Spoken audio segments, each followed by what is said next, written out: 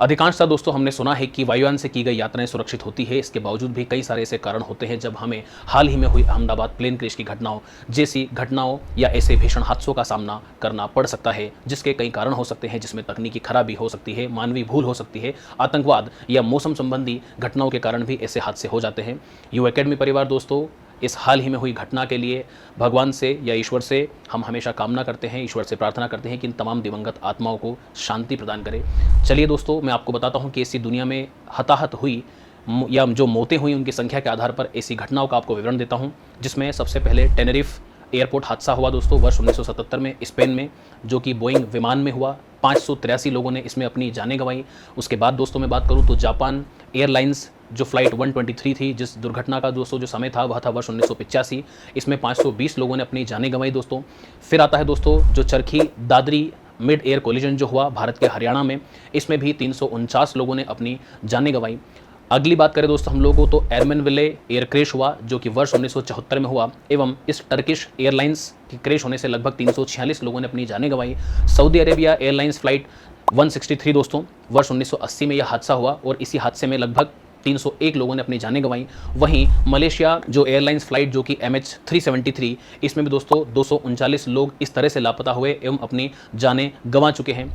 Air India flight 182 दोस्तों, जो कि वर्ष 1986 में यह दुर्घटना हुई और यहाँ पर भी विमान था दोस्तों, वो था आपका बोइंग 747, जिसमें 329 लोगों ने अपनी जानें गंवाई। फिर हम बात करें दोस्तों अमेरिकन फ्लाइट 587, जो कि 2001 में यह हादसा हुआ, जिसमें 265 लोगों ने अपनी जानें गंवाई। इसके बाद बात करते हैं दोस्तों कि पाकिस्तान इंटरनेशनल एक फ्लाइट हादसा हुआ, जिसमें 97 लोगों ने अपनी जानें गंवाई। और यदि मैं 10वें नंबर की ऐसी भीषण घटना की बात करूं तो वो है दोस्तों नेपाल यति एयरलाइंस क्रैश, जो कि 2023 में ही इस घटना को हमें सुनने को मिला और इसमें 72 लोगों ने अपनी जानें गंवाई। साथ ही दोस्तों अगर अहमदाबाद प्लेन क्रैश की घटना की बात करें दोस्तों तो यह 12 जून 2025 को घटित हुई एवं यह दोस्तों भारतीय एयरलाइंस एयर इंडिया की फ्लाइट जो विमान था दोस्तों वह था बोइंग 7878 ड्रीम लाइनर दोस्तों, जिसने अहमदाबाद के सरदार वल्लभ भाई पटेल इंटरनेशनल एयरपोर्ट से लंदन के गैटविक के लिए उड़ान भरी दोस्तों। और लगभग जो समय था वो इंडियन स्टैंडर्ड टाइम के हिसाब से 1:38 पर था। घटना की दोस्तों अगर हम बात करें या घटनाक्रम की हम लोग बात करें तो लगभग 30 सेकंड के अंदर ही उड़ान भरने के बाद इसने 625 से 650 फीट की ऊंचाई ग्रहण की और उसके बाद दोस्तों यह प्लेन गिर गया। एवं साथ ही यह पास के बीजे कॉलेज का जो बॉयज़ हॉस्टल था या जो मेडिकल हॉस्टल था दोस्तों, वहाँ पर जाकर ये टकरा गया। जान माल की हानि की बात करें दोस्तों तो लगभग इसमें जो पुष्टि हो चुकी है जिन लोगों की वह 230 यात्री थे, साथ ही 12 जो चालक दल के लोग थे दोस्तों वो शामिल थे। अभी तक लगभग 245 या इससे अधिक की घटना है, इनकी मृत्यु हो चुकी है। और बचे हुए जो व्यक्ति की अगर मैं दोस्तों बात करूं तो यह भारतीय मूल के ब्रिटिश नागरिक हैं। सिर्फ यही अपने प्राणों को बचाने में या अपने प्राण बचा पाए दोस्तों, बाकी सभी लोगों को अपने जीवन से हाथ धोना पड़ा। बात करें दोस्तों बचाव दल की या फिर लोगों के लिए जो भी राहत के कार्य किए गए उसकी, तो इसमें NDRF और BSF की टीमों को शामिल किया गया। यदि नतीजों की बात करें दोस्तों तो यह भारत के लिए सबसे भीषण घटना है और UK के लिए भी दोस्तों यह जो संख्या के हिसाब से अगर देखा जाए तो यह भीषण दुर्घटनाओं में से एक है। यदि मैं बात करूं दोस्तों कि आगे क्या होना चाहिए तो ऐसी घटनाओं के बाद तत्काल राहत के प्रयास किए जाने चाहिए। साथ ही जांच एजेंसियां, जो भी अंतर्राष्ट्रीय जांच एजेंसियां हैं, हमारे राष्ट्रीय जांच एजेंसियां हैं, इनके द्वारा इनकी पुष्टि होनी चाहिए, अच्छे से इनकी जांच होनी चाहिए। साथ ही निकट भविष्य में ऐसी दुर्घटनाओं का पुनरावलोकन ना हो, इसलिए जो भी एयर सेफ्टी मेजर्स होते हैं उनका हमेशा पालन किया जाना चाहिए। वहीं दोस्तों हम यदि एयर इंडिया की बात करें तो यह एक भारतीय एयरलाइंस है और जिसकी स्थापना की बात करें तो 15 अक्टूबर 1932 को इसके जो संस्थापक थे वे थे JRD टाटा साहब। वहीं इसके मुख्यालय की अगर बात की जाए तो इंदिरा गांधी अंतर्राष्ट्रीय जो हवाई अड्डा है नई दिल्ली में, यह इसका हेड ऑफिस है।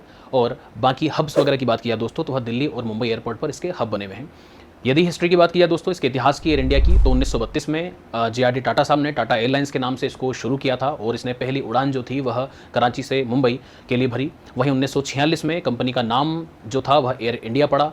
1953 में दोस्तों भारत सरकार ने इसका राष्ट्रीयकरण किया।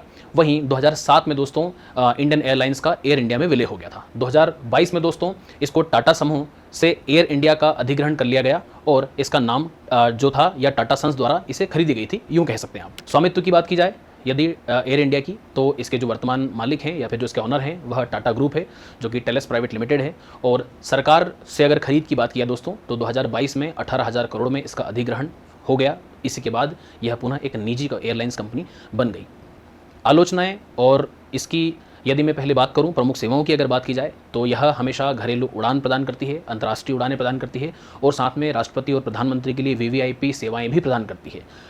कुछ कमियां हैं दोस्तों जो कि एयर इंडिया की सुविधाओं को या एयर इंडिया के द्वारा प्रदान की गई सेवाओं में कहीं ना कहीं एक प्रश्नवाचक चिन्ह लगाती है। जैसे देर से उड़ाना, साथ ही जब इसका अधिग्रहण नहीं हुआ था उसके पहले घाटे में इसका संचालन हुआ करता था, लेकिन कई सारे बदलाव भी दोस्तों सुधारात्मक किए गए हैं। इसके बावजूद भी दोस्तों हमेशा जो भी हवाई मानक हैं या हवाई अंतर्राष्ट्रीय उड़ानों के जो मानक है इनका पालन किया जाना चाहिए, ताकि ऐसी घटनाएं का जो दोहराव है वो ना होए और कोई भी यात्री या कोई भी नागरिक या दुनिया में कोई भी व्यक्ति ऐसी दुर्घटनाओं का शिकार होने से बच जाए।